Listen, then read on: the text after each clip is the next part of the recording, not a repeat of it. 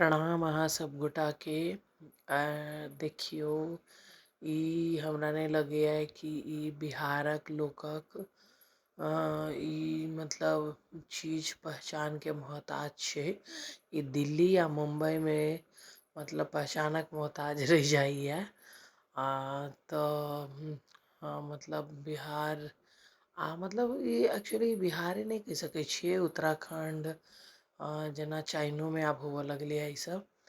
तो एकरा तो अपना सब में खमहाउर कहै छियै। अपना सब एकरा अलग ढंग से बना के तैयार करै छियै, अलग अलग ढंग से अलग अलग राज्य में तैयार होइ छै।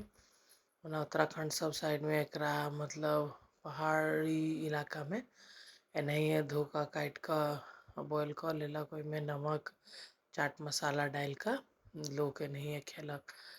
तो ओ हमसब नहीं ट्राई केलिए, हमसब सुनलिए एना खायल जाइ छै। अपने सब तो एनाहिए मतलब छील कऽ काटि कऽ पातर पातर स्लाइस कऽ धो कऽ फिर ओहिमे नमक हल्दी धऽ कऽ ओकरा एना मिक्स कऽ लै छियै। बहुत लसलसा होइ छै ई। एकरा अपने सब तक मतलब केना आब काटे कऽ धोल जाइ छै तऽ की कयल जाय, लस बड्ड भऽ जाइ छै। तऽ तवा के गरम कऽ कऽ ओहिमे 2 बूंद सरसों तेल धऽ कऽ तवा पर फैला देलिए।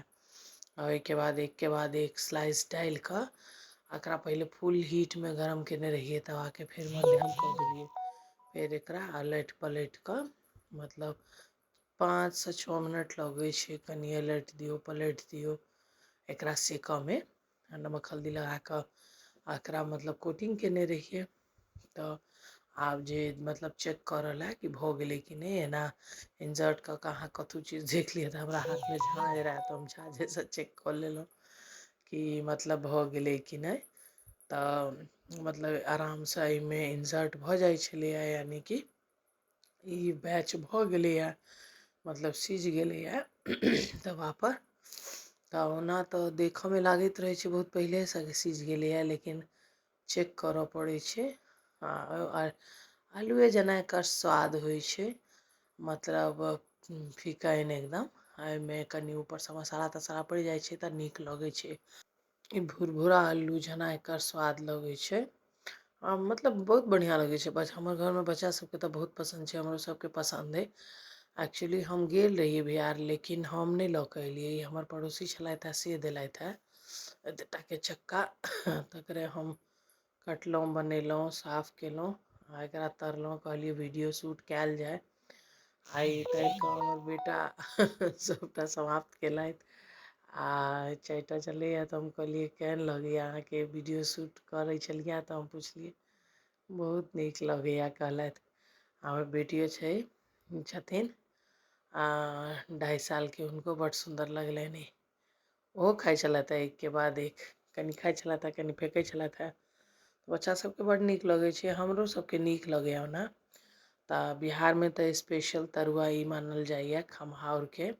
खमहाउर तिलकोर ई सब कतऽ भेटैए एहिठाम, बहुत कोशिश के उपरांत भेटै छै। एकर सबके तऽ मानू एते वैल्यू छै एहिठाम, जे केओ गाम से एता से लेनहे एता। तिलकोर, कंचक पात, खमहाउर ई सब चीज, कुम्हरौरी, अदौड़ी, दनौड़ी, तिसियौरी ई सब चीज। संदेश तऽ बुझू कि मतलब की कहू, मतलब मिष्ठानो सँ ऊपर एकर सबके वैल्यू छै। जे केओ गाम जाइ छथि से अपन परिजन लए जरूर ई सब लेने अबै छथि।